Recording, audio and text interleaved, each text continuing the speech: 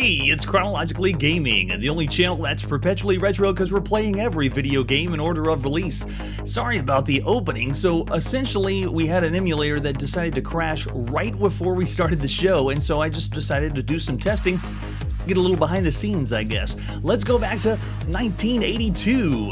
We were last in the arcades, and our very next release is not Baby Pac-Man. Let me go back to the other side. They're already ruining the unveiling. We were last in Japan on the Epoch Cassette Vision playing Monster Mansion. Our very next title is on the Magnavox Odyssey 2. Here's P.T. Barnum's Acrobats. So hold your breath. There's no Baby Pac-Man yet. First, we have the release that we've already seen once on the Philips Video Pack, but here it is on the Magnavox Odyssey 2. Let's take a look at P.T. Barnum's Acrobats. Here's the box, and it looks a lot better than Acrobats they had in Europe. And if you look in the top right corner, that's where this game shines. It's voice enhanced. When we played this on the Philips Video Pack, I thought we were supposed to have sound or the game talking to us, but it's because they didn't have the module yet. It hadn't come out, the voice on the Odyssey 2. But here we can actually hear the game talk to us. Apparently it's the greatest show on earth, and we'll see about that. Let's see the other artwork we have for P.T. Barnum's Acrobats. This is our 41st game on the Magnavox Odyssey 2.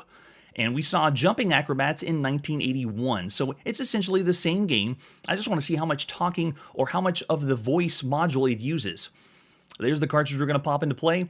It's 1 or 2 players. If you play with 2 people, you're going to be taking turns. However, you do get like fast alternate turns, but it's still not 2 people at the same time. And there's an example of the screenshot. We also have the manual for P.T. Barnum's Acrobats. Ringling Brothers, Barnum and Bailey Circus. So does that mean they got the license for it, or are they using the Circus Ringling Brothers and another? It does look like it doubles as a weapon chiptune. Oh yeah, here we go. Make sure your system's powered off. Put the cartridge in and then power it on.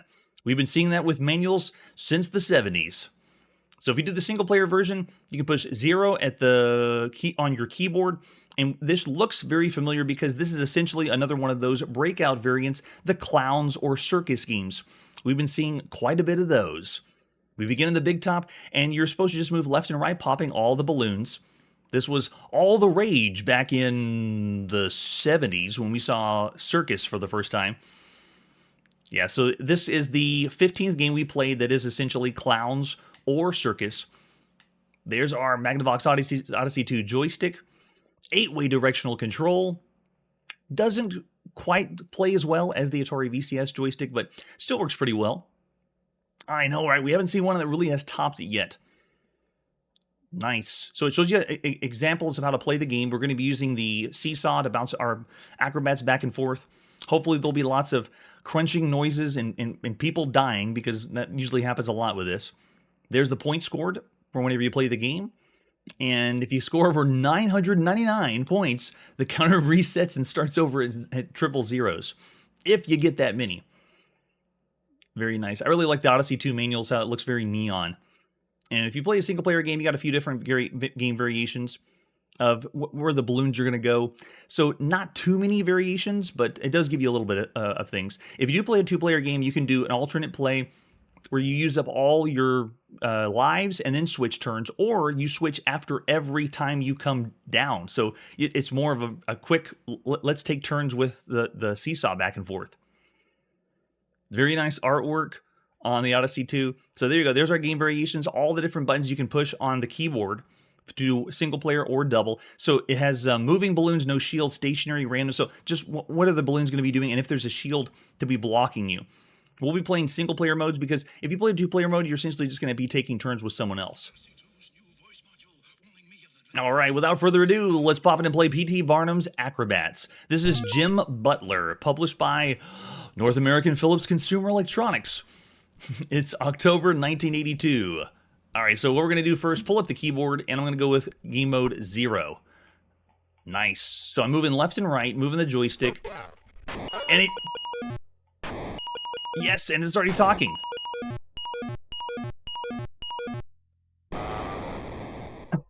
At least it's saying little things here and there.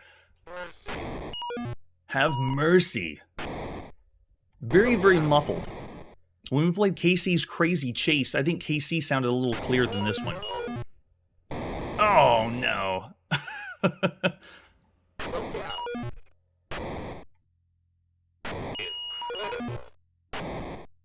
When you clear a whole line of colors, then it just resets itself. And this really looks exactly like the one we played on the Philips Video Pack, just added sound.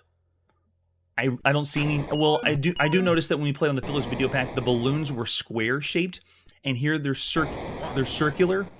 But other than that, it's playing the same. And I like how the animation is when you're squashed, he runs off the side of the screen like a cartoon character. Nice touch.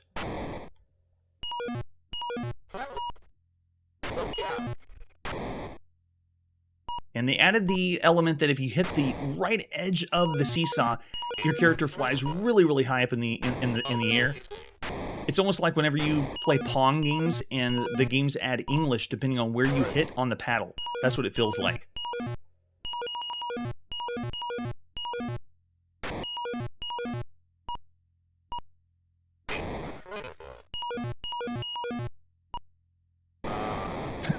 Nope.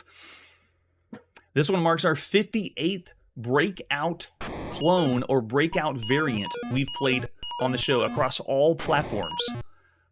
There are tons and tons of breakout games. And bear in mind, we are not doing the standalone consoles, the ones that were mostly popular in the late 70s. The voices that we're hearing in this one, I think we've already heard it before, too, from the other games that use the module.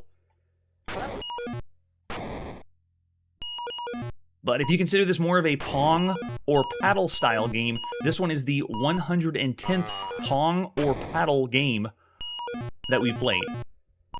It's the evolution or advancement of Pong and paddle games, but it still works.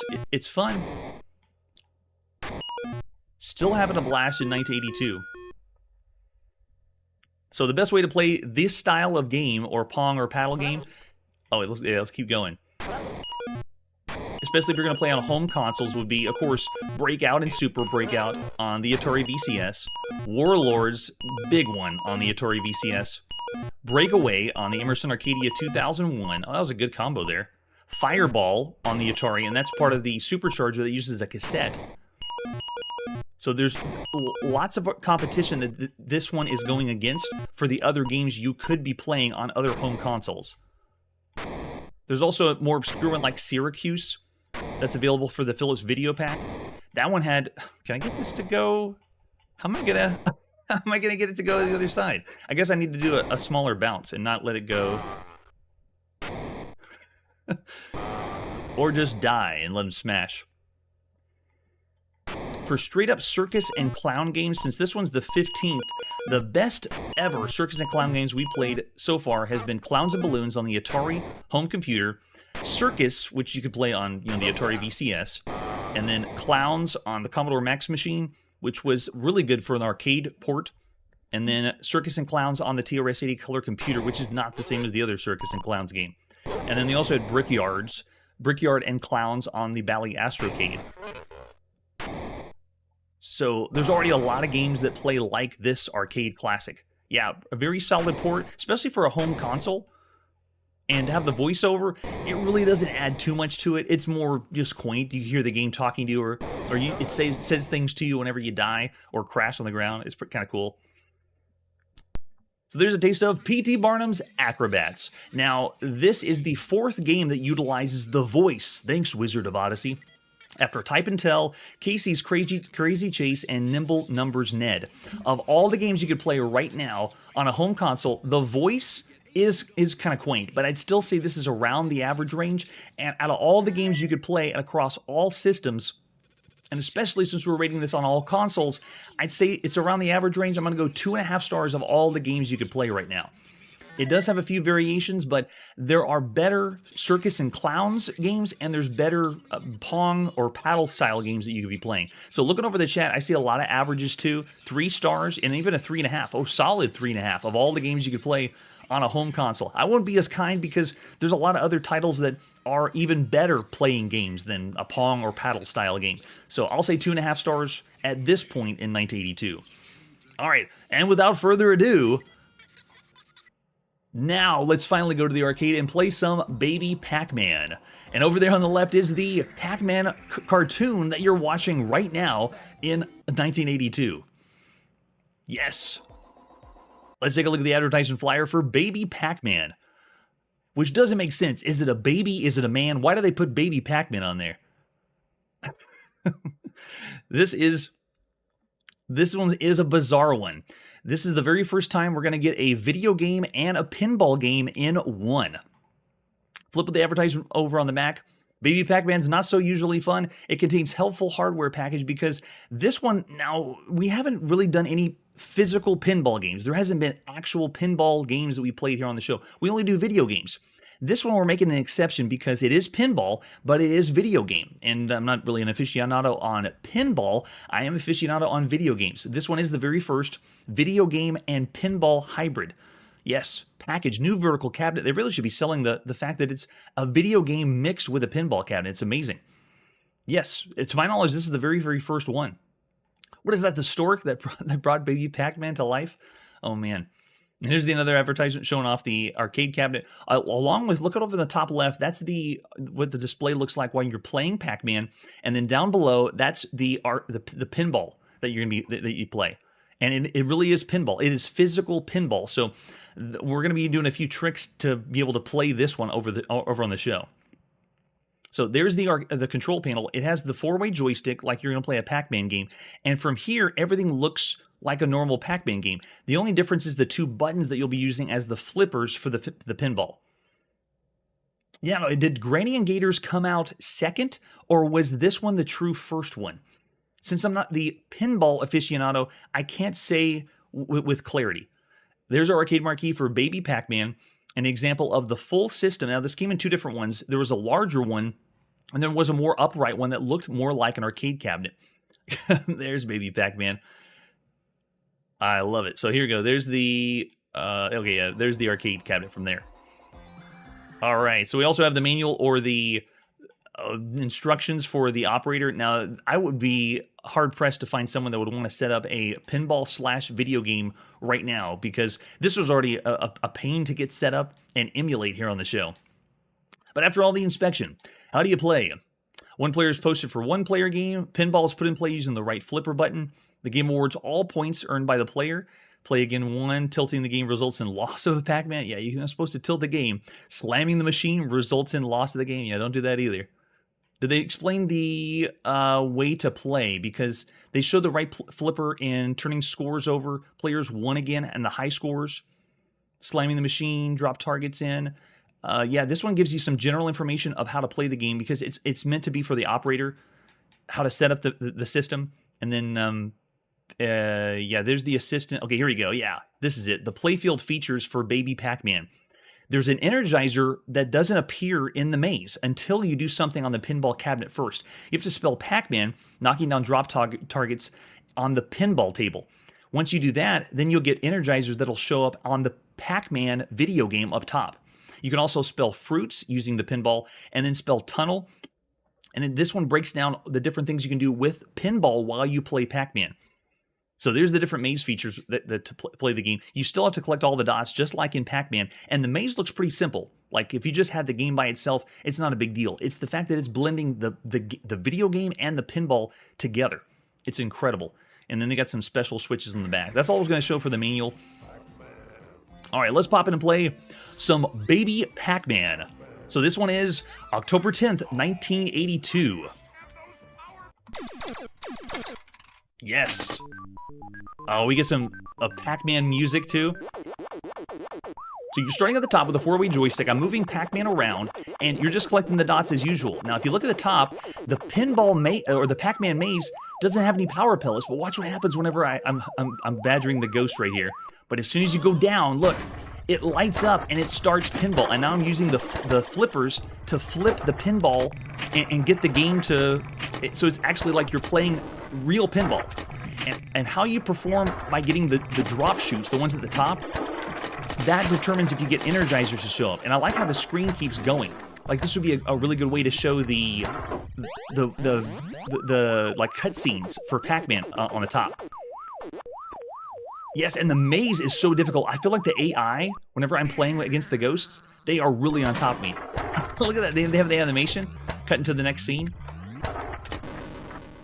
This is so cool, and so much fun to play. We only play video games here, and we don't do any mechanical games. We only do just visual video games. This is the one exception we made since it's part of the Pac-Man series, and so we haven't played any other pinball games. They're still out there, still popular. Lots of people are playing pinball, and this one is just amazing that they were able to put pinball and video games together.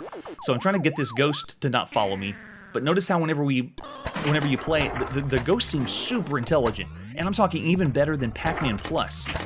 So it is really difficult. You have to be a Pac-Man pro. Pinball, though, I mean, it feels really good. It also doesn't have any of those exits that truncate you, that automatically drop you down, unless you get unlucky, and the ball falls in the middle. So the pinball feels really easy and fun. There's not anything super challenging. It's the Pac-Man that'll get you. Sorry, yeah, Chip Dune, we didn't get any cigarette burns or pizza grease all over the thing. Yes, I believe we are taking the baby and we are just whacking the baby with a pinball, and that's how baby Pac-Man is meant to be treated. Yeah, this is fantastic. This is coming to us from Visual Pinball X, and you have to integrate it with Pin Main. So it has to use a modified version of Main and Visual Pinball to work together. And when you do get all the dots at the top, then it does go to another maze, but it doesn't really look like a different maze. I'll see if we can get to a second colored maze. It really looks like the other maze, just colored differently. But if you are into pinball, I don't know why you're watching Chronologically Gaming, but if you're into pinball and you want to play something like this, I highly recommend checking out Visual Pinball, because it's using your graphics engine of your computer to make the pinball look like it's real life. That's why this looks so good. It's also emulating the light and color as if you were in a grungy arcade. It's awesome. Yeah, the pinball feels so easy. Like flipping the flippers and using the flippers is fantastic.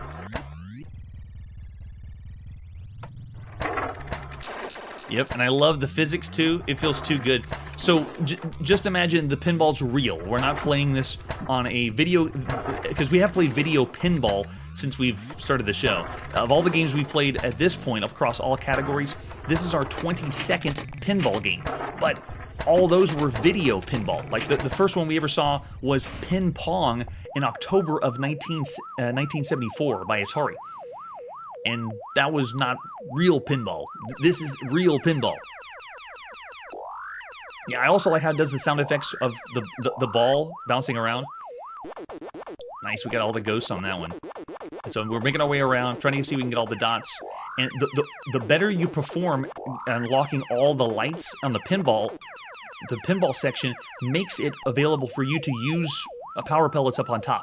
Because I don't know if you noticed when I first booted the game up, when you start the game, there's no power pellets. I actually thought something was wrong with the emulation, but that's just the way the game is. All right, there we go. So we move into the next maze. This looks identical. All it did is change the color of the maze. But same thing. You go down below, get the flipper in play, and you're all set. Love it. Oh man, yeah, it really makes me think of all the pinball games that are out there we have not played. They are in the arcades, along with all the video games we played when we go to the arcade. But it blows me away that I'm able to play. I'm playing pinball, but I'm also I'm playing pinball and it's incorporated with the video game. Whatever I do down here is going to affect the video game. It's so cool. It's also really fun to watch too. Someone else playing the game, because it has animation and things running at the top while you're playing pinball. Oh, really? It doesn't look like a different maze? I just thought it would look the same with different colors. Oh man, Curtis has already thrown out 4.5 stars. Well, this one's going to be a difficult one for us to rate because this is Pinball. We rate arcade games or arcade video games. And as far as the arcade video game portion, it's blended with Pinball. So it's kind of a tricky rating.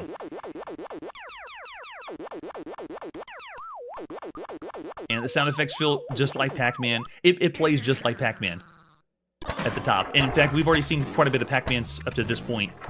This one's by Bally Manufacturing, and majority of Bally Manufacturing has done Bally Pinball, and not anything that we've seen with video games, except on the Astrocade. The Bally system had 21 games that they did. This one marks the 22nd game that Bally Manufacturing's done here on the show. But if you were to check into Bally Manufacturing with all the pinball that they've made, there'd be much more. I know, it's amazing. I love how it works. Yeah, I'm seeing some really high ratings so far over in the chat. Now, this is published by Bally Midway. This is the 9th arcade game we've seen by them on the show after Solar Fox, Robbie Robo, Pac-Man Plus, Tron, Blueprint, Burger Time, Super Pac-Man, Satan's Hollow, and this one is our 10th official Pac-Man game. 10 real Pac-Man games, not just ripoffs. We saw Pac-Man and Pac-Man in May 1980, then Miss Pac-Man in January 1982. After that was Pac-Man Plus, Pac-Man on the Atari VCS, Pac-Man on the Atari home computer, and Super Pac-Man in August 1982. This one is the latest. I mean, I just really like playing pinball, because we don't play pinball here on the show, so it's really fun to be able to use the flippers. Now, if you have been keeping up with the show, though, we have played 114 Pac-Man variants. This one actually isn't official. You know how Bally Midway was using Pac-Man, but wasn't getting the rights for it? This is one of those titles. It's like Miss Pac-Man. It wasn't an official, but we're going to call it with the main line series of Pac-Mans. Yeah, Pac-Man just feels like I'm playing the original Pac-Man. It's the same controls, very, very smooth. Oh, see, that's the only thing that'll get you, is that the ball falls right down the center. Notice that we have the warps on the left and right. And then they block off the pinball section. So right here, I have to click, finish off the power pellets and be able to complete enough for them to open up so I can go down into the pinball mode. Yes. Oh man, I don't think we'll ever do Pinball Edition here on the show. Then we'd be here even longer.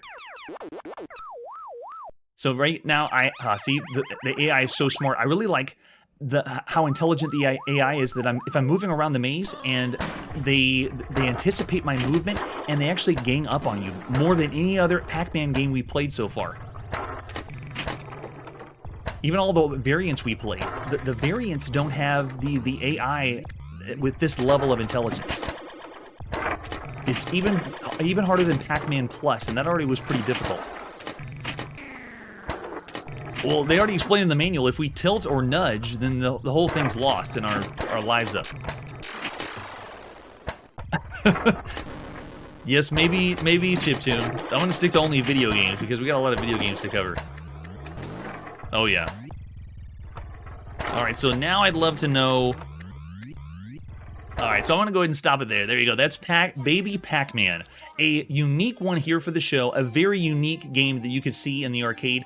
I'm going to have to say, of all the games you could play right now in the arcades, I'm going to have to go over 4 stars for this one. This is one of the best games you could play in the arcade, and we're kind of breaking the rules because it's not a technical video arcade game. I'm looking over the chat and I see a 4-star. Yes. Too complicated, 4.5 star. So yeah, lots of high ratings. I'm going to have to go 4.5. It is one of the best games you could play in the arcades, and you have to admit that this would draw you in, and whether you're a pinball fan or a video game fan, the blending of it together has the best of 2 different worlds, and I have to give it in the rating around the 5-star rating. Yeah, because the hybrid, yeah, I'm with you there, Brian, too. It's amazing. Well, yeah, if we see Granny and Gators, I don't know if that one's going to be available for us to play or emulate, but I mean, I love all the Pac-Man games. So the 10th official Pac-Man game, and I say official, but not really licensed Pac-Man game, of all the games you could play right now in 1982. All right, that's where we're going to put our video game playing on pause, or pinball playing on pause. Don't expect to see any more pinball in the future. I really appreciate everyone's patience with the beginning of the show because we did have some technical difficulties with this emulator.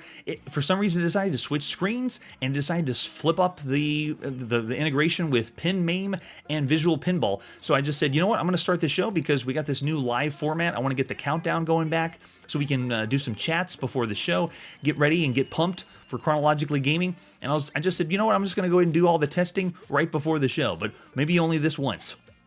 So next time on Chronologically Gaming, we crash the party with crazy ways to play Donkey Kong. That's it for today, and like I always say, if you catch Pac-Man fever, please consult your doctor or physician. Hey everybody, thanks for checking out the channel and joining me on my quest to play every single video game in order of release. We'll be streaming live every weekday at 9 p.m. Central, so join us and let us know if we missed any games along the way. This video would not be possible without Launchbox, RetroArch, and MAME. Tell all your friends there's some crazy guy named Chronologically Gaming trying to play every single video game. We have links down below that'll send you to places like our Discord and Patreon, and one that says all the video games we've ever played. If you go there, it's a list of everything, and you can click right to the game you want to see. Chronologically Gaming is the name to look for. We are perpetually retro, and we will catch you next time.